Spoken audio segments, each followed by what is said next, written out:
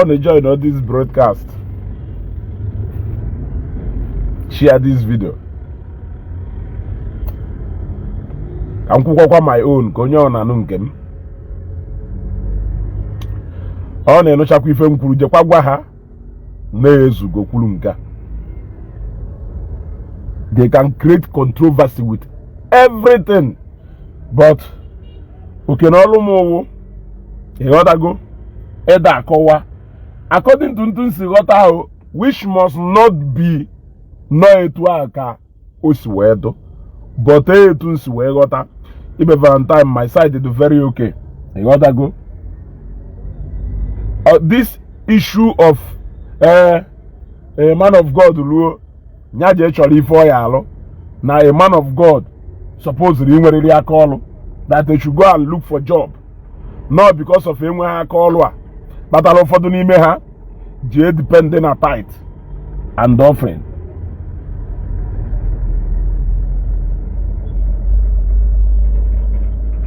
Ka m kọwalụ gị ntu mmesi wee kọwalụ gị ka ịghọta n'ebu ntakịrị nsịrị ịghọtago ka ịghọta ọwụ na ịghọta sikwa na ezugo kwurie ọwụ na okpozighị eme ịchọ jee wolu mmanụ tee onwe gị ihe eri onwe gị eriri onwe gị erie.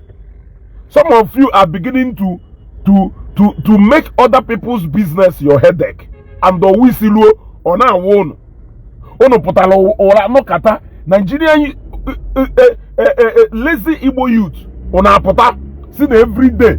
Have you ever for one day bothered na politician na represent your constituency? No nwere ọrụ ọ na-alụ before bata into politics.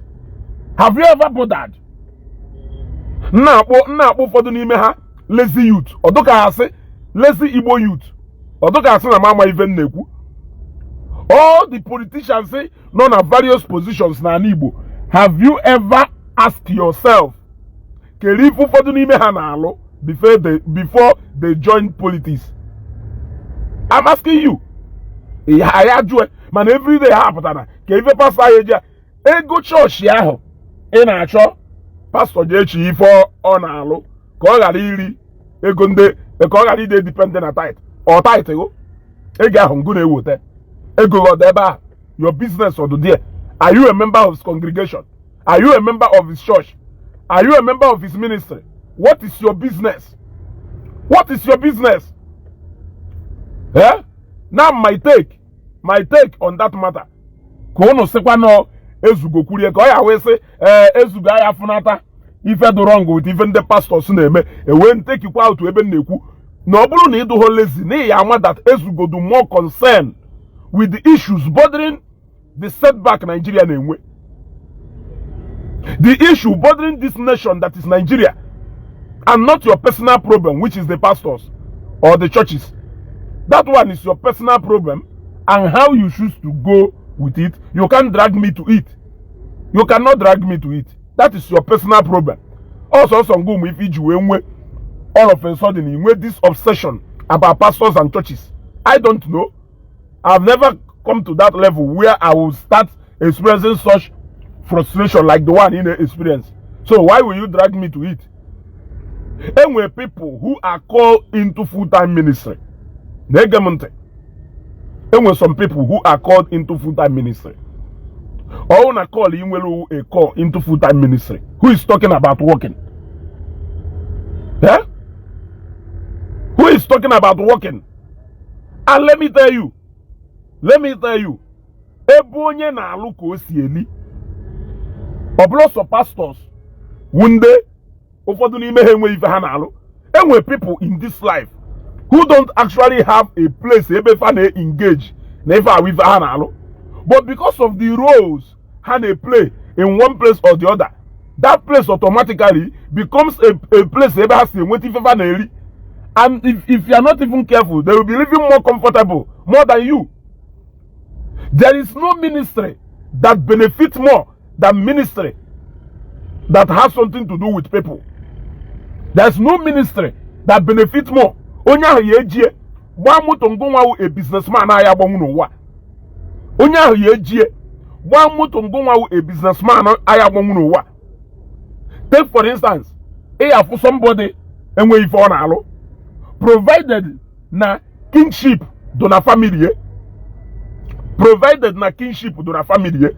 If here the day onya yawu obi igwe or anything that has to do with traditional title, people will be bringing even in to his doorsteps.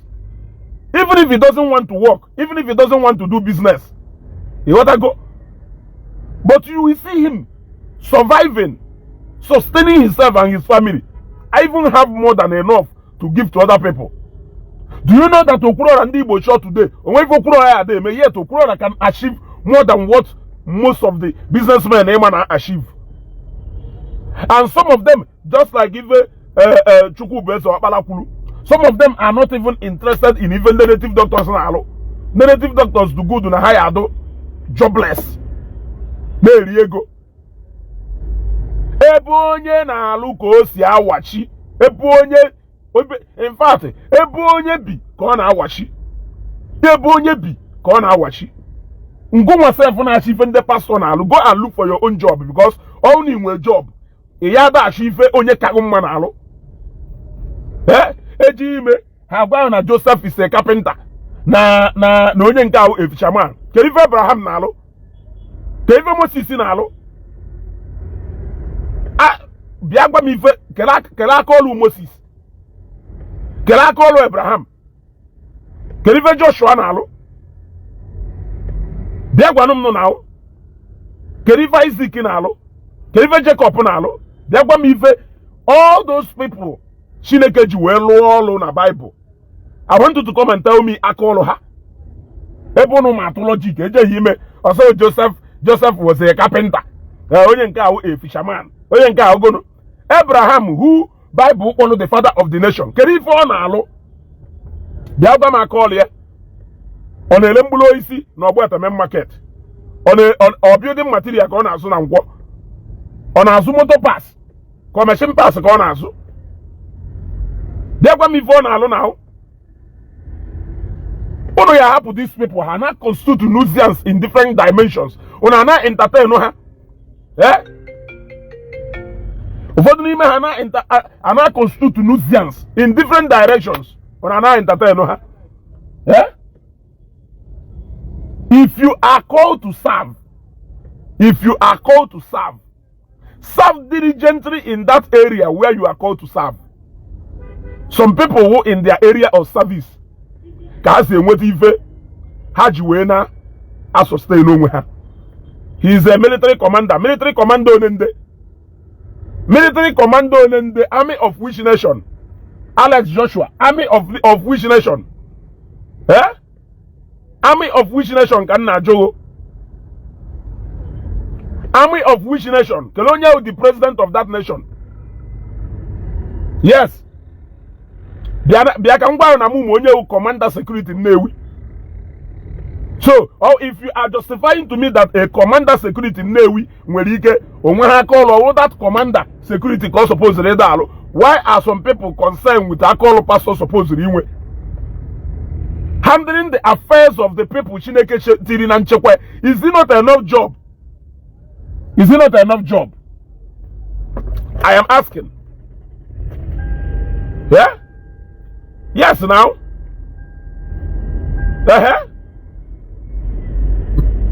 Alex, if I John Joe do genuine now, they are now my commander security Nnewi. You see? So there's a moment you waste the time. No necessary things. Look at it to Akita Adeboyene. Adeboye will much work in his hands that even him alone Adeboye cannot do it alone. He has to bring in over 20,000 people to help him to do that job. Adeboye, as a pastor, as a general overseer, will much more work in his hand to do. Him alone cannot even do it alone. He has to start employing over 20,000 pastors all over the world to help him do the job. To help him do the job. akọọlụ atọọlụ nọ ebe ahụ na-atụ ya aka. Onye nwelu thousands of people under his nya kerive makwe like kero a pastor ịchọrọ iji wee malụmatụ.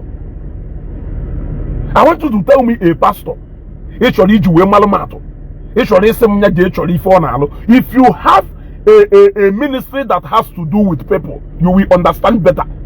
If you have a ministry that has to do with people, you will understand better. The highest ministry mmadụ nwere ike engage in is in the ministry that has to do with people. Ibe Abuchi James, ọ bụrụ na o nwere something do reasonable nwere ebe ikwisi ikpọkwuru si ebe a pụọ. All jobless people like you ị na-achọ ndị pastor nwere aka ọrụ. Ị nwere aka ọrụ. Ụmụnne unu niile nwere aka ọrụ. Family unu niile abịa na ụmụnna unu niile ọ ndị niile nọ na ụmụnna unu nwere aka ọrụ iji akwụgharị eji achọ ndị pastor ya nwe aka ọrụ. Ana m ajụ gị ajụjụ. Ịbịa na ụmụnna unu niile bịa na agbata obi unu niile ọmụma niile nọ na ụmụnna unu na agbata obi unu nwere aka ọrụ o ji wee wuru ndị pastor kaghị mma ka ị na-achọ na ha sọpoziri inwe aka ọrụ. Na ha sọpoziri inwe aka ọrụ. Kedu ife Moses na-alụ n'akwụkwọ nsọ ka unu maka esi ekwu otu Baịbụl kwuo otu onye ọfụma unu na-ekwu otu Baịbụl arụrụ ana. Unu na-ekwu otu Baịbụl arụrụ ana. Unu hapụrụ izi mkpatalụ Baịbụl ji wee drop that particular verse na Bible. Unu hapụ message supposed isi na that particular chapter wee pụta. Unu eje wota another thing. Were na justify your carnal logical thinking. Illogical, not even logical. Your carnal illogical thinking.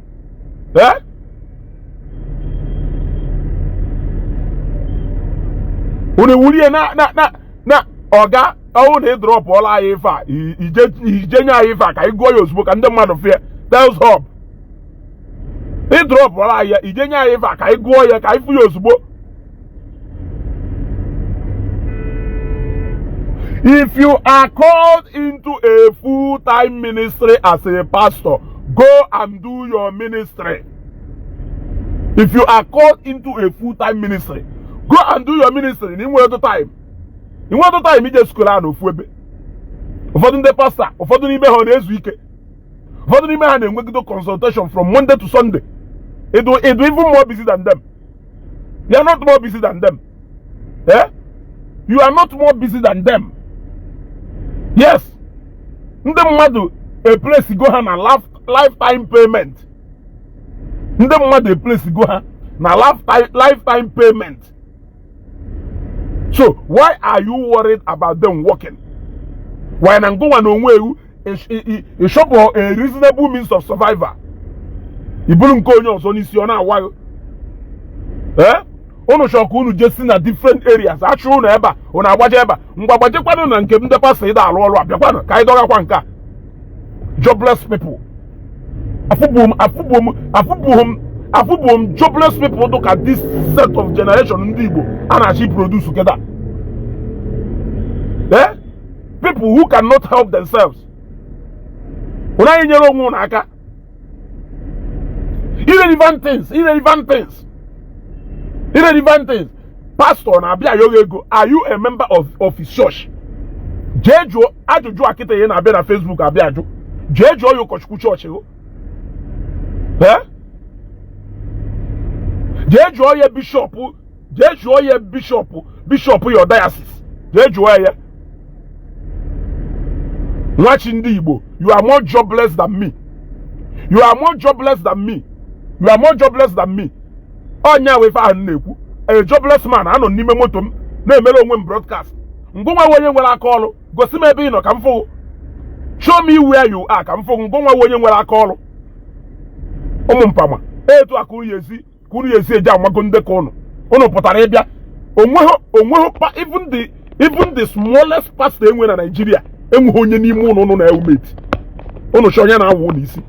Even this and as a pastor your church ibute Lesus 570 why here with immediate nya in agba with so much pride or do easy all this and all this put on a pulpit kwuru ọtọ kwuo okwu thousands of people again TV kwuru bịa na ụmụnna ukwu okwu ka ndị mmadụ ga TV kwuru ka anyị jee na family ukwu okwu ka ndị mmadụ n'ife kwuru ka anyị fụ all the feel na as a pastor nwelu hundreds or thousands of people no under him name ọ na-ekwu okwu ha na-ege ntị ife ọ na-ekwu ọnwụ na ishe na ọ dị isi jee na family ụ jee ekwu okwu jee na ụmụnna ụ jee ekwu okwu ka ụmụnna ụ n'ife ikwuru before you come to engage people who are much more stronger and valued than you. If you have any value, people will follow you. Let me tell you, there are people who will value. There are people who will value Hannah added to people who even are sustaining her today. And you are still not living better than them. In this life, I know there are so many ways you can add value. But I am telling you that the greatest ministry that has to do with people, if you discover your own anywhere around this as is in Neku, you will tell me. You want to go? Uchenna Valentine Shikezi, I'm not going anywhere. I am here. Any choice. Uchenna Valentine Shikezi. You don't have any choice. You know, you want to go? So, you don't have any choice rather than to sit down there and listen to me. Can you? If you like it, on if you like it, if you like it, eh?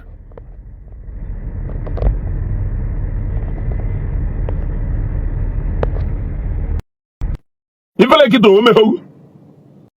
I encourage you. Oh no, uche chukwu Daniel enye ebutebe onu agha ahụ begu na ọ na m ebutega agha ahụ begu ka afụgo ebutebe m agha ahụ begu mgbe ị drọpụrụ another comment kịta eburu m data agha bute na your doorstep efe ya ịghọtago achịkọnyekwa ngụ utu nwa obere okwu gasaghị ofu ebe ụmụ ofeke amụghọ mgbe ekere nkụ ụkwa ma agwagide ụlọ okwu ntịrị ụmụ okoko niile nọ na peji ma were na peji a kpọkwurusịrị pụọ jobless people any account since iji wee mepe akaụntụ na bank ego lụrụ 200,000 ababone mana everyday ị na-achọ ndị enwe ha aka ọrụ na-achọ ndị dị jobless any account since iji wee wụrụ mmadụ mepe akaụntụ ahụ na bank ego lụrụ 50,000 ababone mana everyday ị na-achọ sọ ndị enwe ha aka ọrụ ndị dị jobless ndị pastor dị jobless a pastor nwelu more than 5,000 people now draw salary from his inspiration from gift to Chineke nyerie he's paying salary to more than 3,000 people ngụnwe enwe ha aka ọrụ ngụnwe nwanne nwoke na-akwụgharị na village onwe ife ọ na-alụ ngụnwe ya wa bịa n'ụmụnna oge ọ na-enata n'ụlọ adụdị mbata nọ bịa na-akwụgharị na gate ihu he provide boholu ha ife ha na-alụ no ị pụta bịa na-achọ ndị nwere aka ọrụ na ndị enwe ha aka ọrụ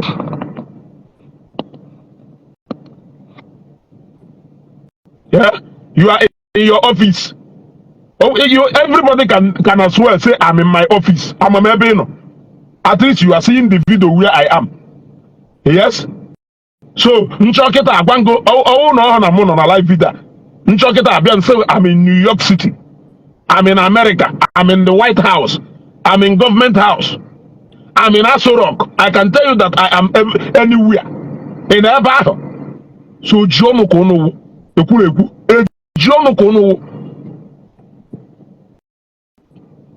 ojiọnụ ka some of you ọ bụrụ na iwu a pastor na ị nọ here continue in your ministry. Continue in your ministry. Humble problem Nigeria. You are not the man in Aso Villa. You are not even in the man in Lucas house, anywhere government has out. You are not the man in Agwoka. Continue in your ministry. Professor Global, I'm trying to bring you in, but it's not coming in. Uche Chukudania, you listen too much. You listen too much. Am I here? Not here now. Just John Doe to be a good level. Be a big ha collect now. For the name has it. So I'm going to go unfortunate to be a pan of Totoa. A level Sapan Gian and Kegu. Actually, if broadcast me, why you will drop a comment. I talk too much, you listen too much. You can drop with the last comment. Kete you can even neku. ọmụnwa na-ekwu ekwu ka ngụnwa na-ege egewu onye ala ọmụnwa kịta na-ekwu ekwu ka ngụnwa nwa na ife na-ekwu the unreasonable that I am talking too much for nothing, but you are still here listening to what I am saying, still replying to what I'm saying. All even the equal make any meaning. Why are you still here? Because Nana. Hello? Hello? If one more to me, my home.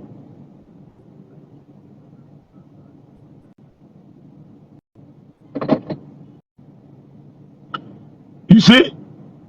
Only a pastor.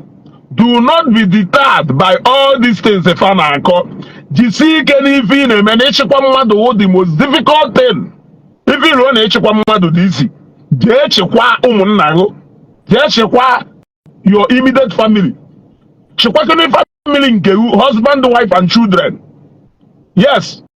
Only if you run enough job for somebody to do. Do you know what it means for 500, 1,000, 10,000 people to sit down and listen to one man?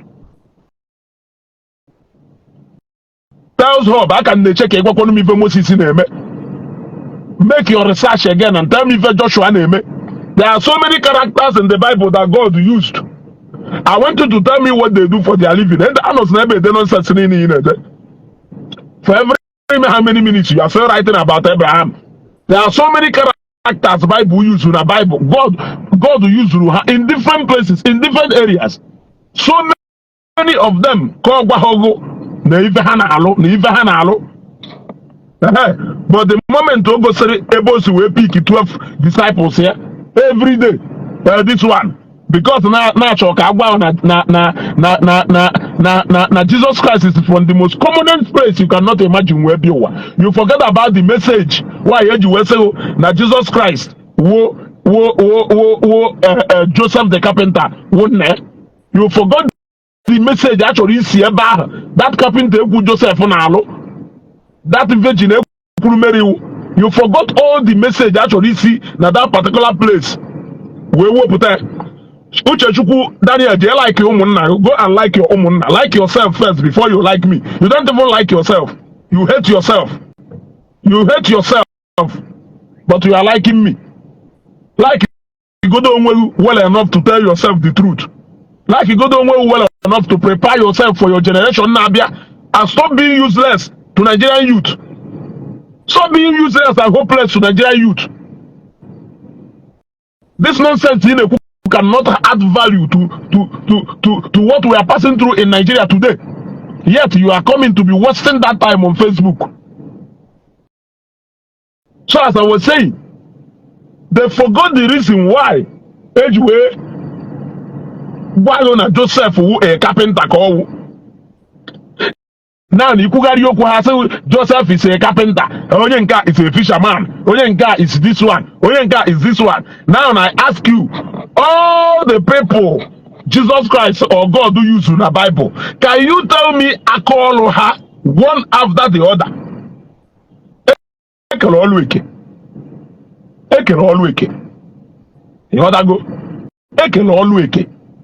Yes, the greatest job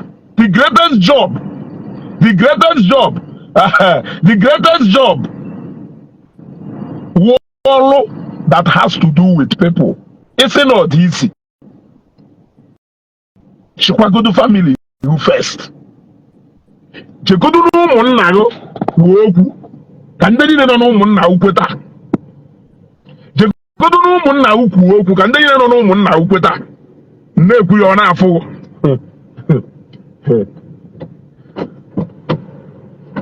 Kerivo na afu. This broadcast has to be complete. I will come back to it now. Hey, what I go? Let me attend to something. Hey, what I go? Let me attend to something. Which end Daniel? You go back. Which end Daniel? Bandit. Ụfọdụ n'ime unu ndị bandit enwe na Igbo. Ụfọdụ n'ime unu. Hey, what I go? For your family problem. Nna Biki Doko. Na your family problem. Hey, what I go? Na your family problem. Hey, what I go? My pastor enwe ha call. Yet My pastor can feed you and your generation. Oh, swag call. My pastor, I am proud of him. No, but he's the father of the nation. He is the father of the nation. He is the father of the nation.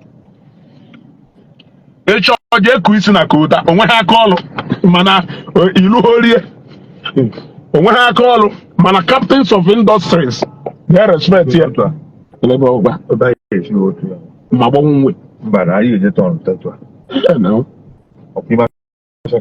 Yes. You want to go? When I call, mana captains of industries respect him. People who has made it in their different areas of life, they respect him. Oh no, Kaluopi, me moye. Me go to kumunne ni ne go na ha one ne respect you. Ka ha go do kamado. Kumunne ga fo kamado, ikwo che kam akpo gota ya so na to okpo. Iwori na compare nda no na government yet ha will authority. Can end the broadcast I'm coming